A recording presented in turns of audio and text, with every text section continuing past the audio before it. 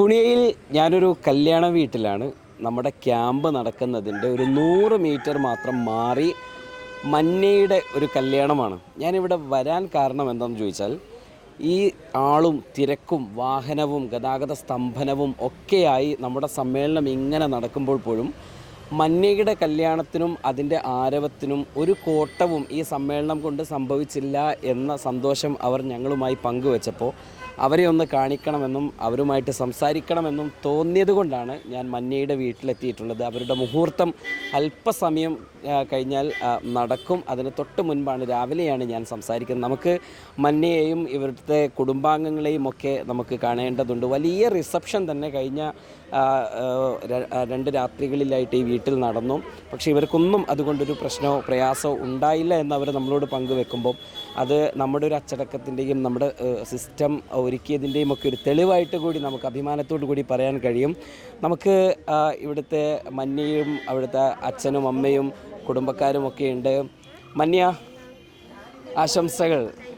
ഇന്ന് കല്യാണം നടക്കാന്നല്ലേ? എന്തുണ്ട് വിശേഷങ്ങളൊക്കെ?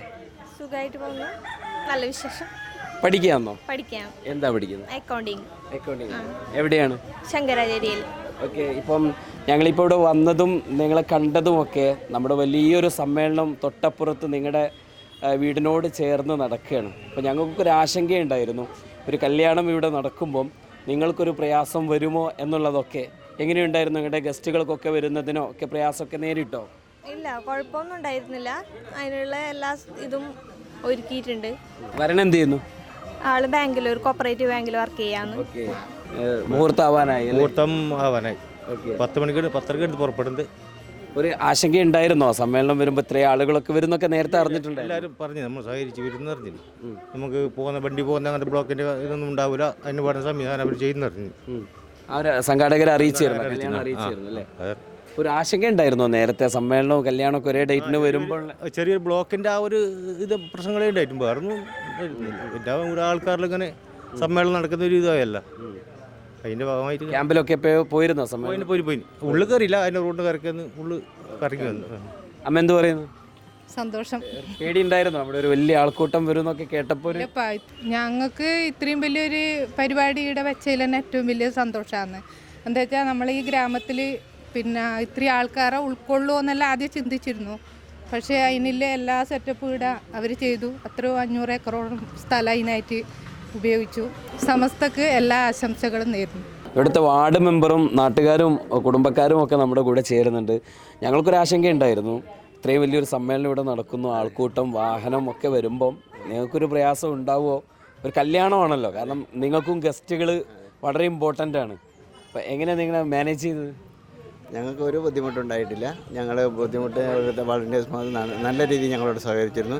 പിന്നെ അതിനേക്കാൾ കൂടെ അഭിമാനം, ഞങ്ങളുടെ നാട്ടിൽ ഇത്ര ഒരു അന്താരാഷ്ട്ര സമ്മേളനം നടക്കുന്നത് ഞങ്ങളുടെ ഒരു അഭിമാനമാണ്, ഞങ്ങളുടെ ഒരു ഭാഗ്യമാണ് നാട്ടുകാരുടെ.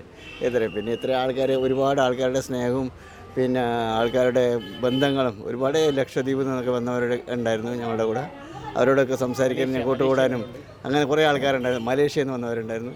അവരുമായിട്ട് നല്ല സ്നേഹങ്ങൾ പങ്കുവെക്കാൻ ഞങ്ങൾക്ക് സാധിച്ചു.